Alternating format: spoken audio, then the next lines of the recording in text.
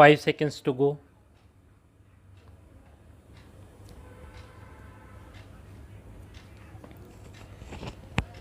Start. Sir, the basis of the bill has also been questioned, that is, whether the restructuring of the capital of the institutions is at all needed. It is our view that a developmental agency should be organizationally independent and its board professionalized. Having fully fed the Industrial Development Bank of India since its infancy for a decade, the Reserve Bank has placed it in a position of importance. The government have therefore taken the view that the time has arrived to elevate the status of the development bank to that of the principal financial institution. Just as the Reserve Bank is the central bank of the country, the Life Insurance Corporation of India is the principal investment institution. The development bank should achieve the status of the principal financial institution, all the three being directly owned by the government. The bill seeks to achieve this purpose. Further, the board of the principal financial institution should reflect the various impulses of different states of India, particularly those which are industrially backward.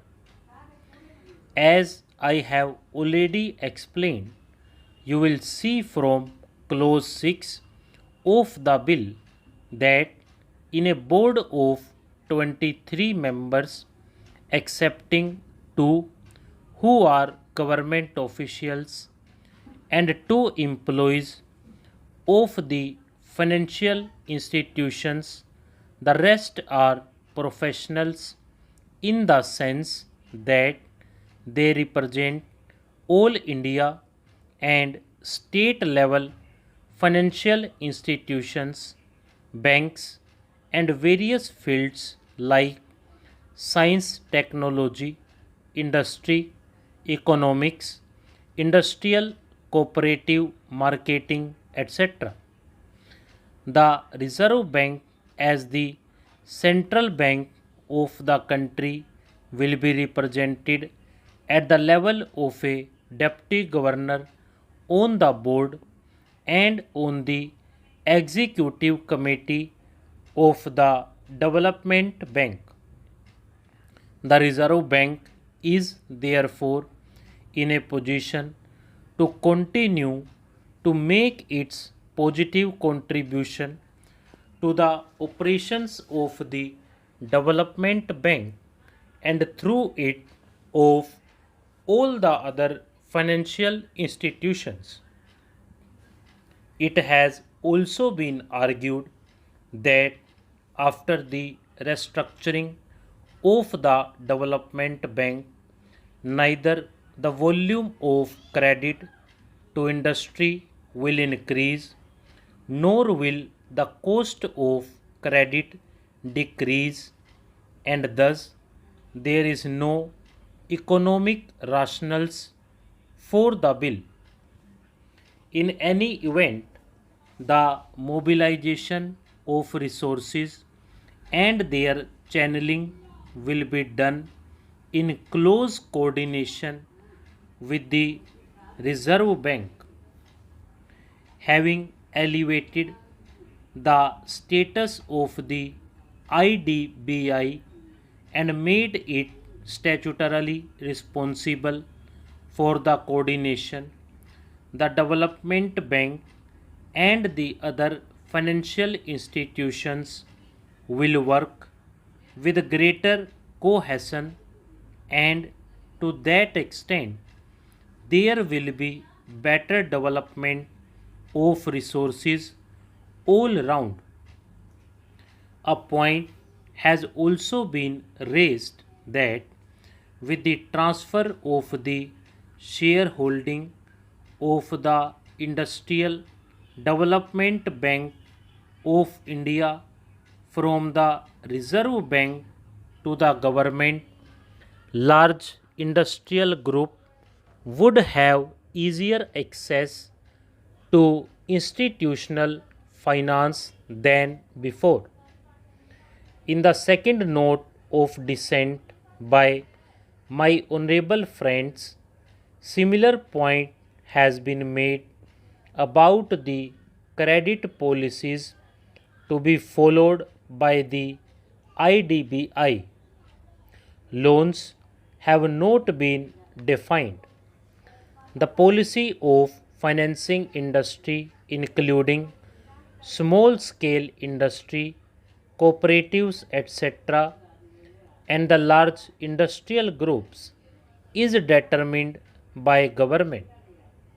For implementing the policy of government, it is perhaps not very material whether the Industrial Development Bank of India is directly owned by government or owned through the Reserve Bank.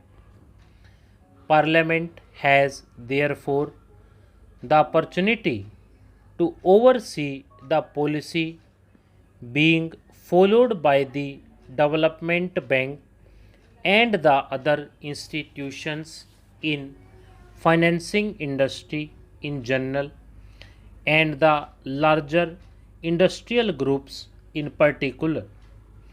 The honorable member have in their minute of dissent referred to the position that the employees representatives will not be elected on the board but will be selected in a manner prescribed by government.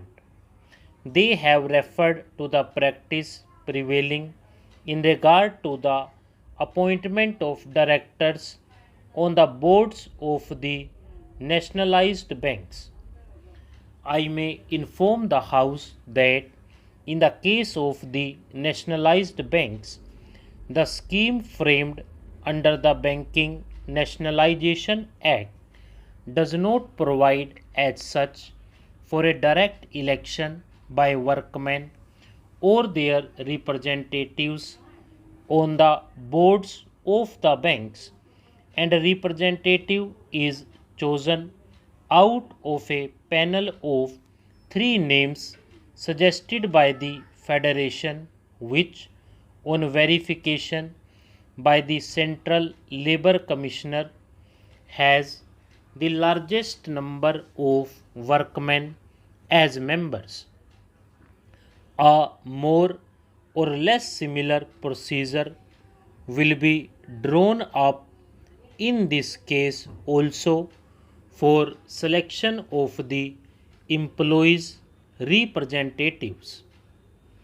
I now take this opportunity of paying a tribute to the services rendered by the Reserve Bank of India in feeding the Industrial Development Bank of India from its infancy and having brought it up to its present status so that it could take up the leadership of the other financial institutions independently. As I have already stated earlier, the Industrial Development Bank of India will continue to be as much a concern of the Reserve Bank as of the government in the new setup as well. I have every hope that the Development Bank, as the principal financial institution in the field of industrial finance, with its enlarged role should be able to play an effective part in the balanced industrial development of the country in accordance with national priority and aspirations. This has been provided in the preamble by the Joint Committee constituted for that purpose. Stop.